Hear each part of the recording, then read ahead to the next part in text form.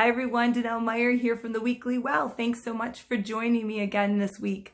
You know, presence and being present is an act of courage.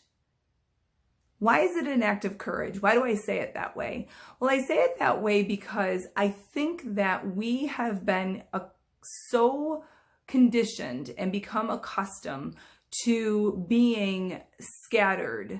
And I'm talking to my own tribe right now, to women just like myself. We've taken on uncenteredness and being scattered and being frazzled and being busy and taken it into the core of our day-to-day lives, into our being, as if it's a badge of honor.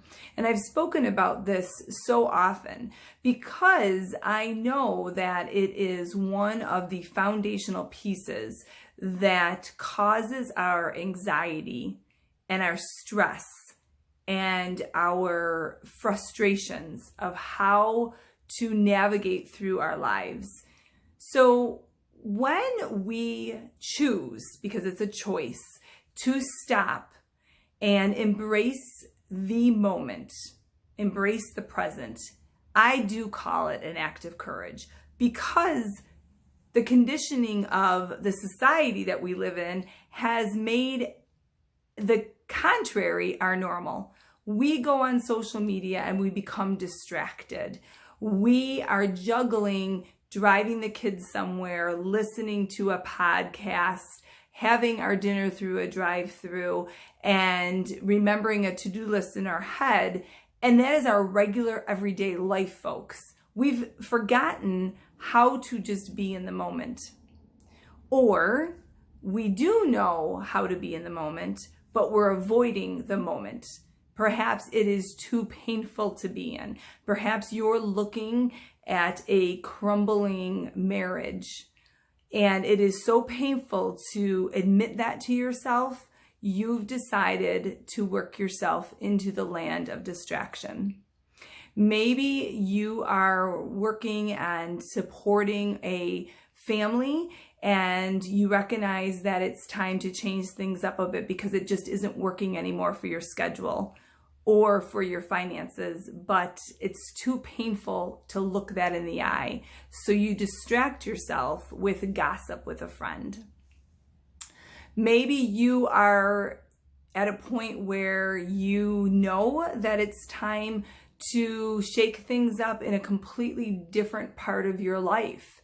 And again, because that's scary, because change is scary, and because change leaves us with a feeling of not knowing what's going to happen, we don't have a magic ball, we decide that we're going to drink it away with our friends over the weekend instead of stopping and being in the moment. So that's why I said at the beginning that being present is an act of courage. So I commend you, even if it's just for this couple-minute video, that you are being present. And perhaps afterwards you're stopping and you're going to do a little thinking. I commend you for that, because I agree it's easier sometimes to be anywhere but here. But if you stay here in the present and you make that a mantra, such as, I embrace this moment, that will lead you to clarity. It will ease your anxiety and your stress, because remember, that comes from anywhere but here. And it will allow you to hear what your soul is trying to tell you, to listen in the presence, to be in the present and listen, that is where we are going to hear our voice and feel our heart and get some answers to what you have been trying to avoid. It's a muscle, friends. And if you are getting hit with a ping from anything that I am saying, then there is a very good chance that there is something that wants to be heard. Choose today to be the day that you really work on that courage muscle and stay in the present. Whether it be right now or you make a date with yourself to start doing it every single morning for 5 minutes that you just keep coming back to the moment,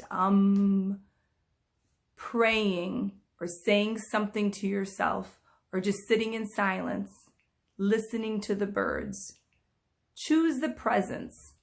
Once in a while, choose to be present.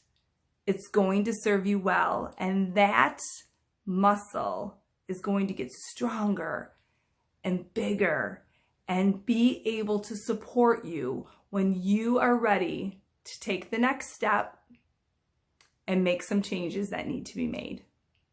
Until next week, I wish you a wonderful week of present moments, of some mindfulness, of some clarity, and best of all, of just being your best self.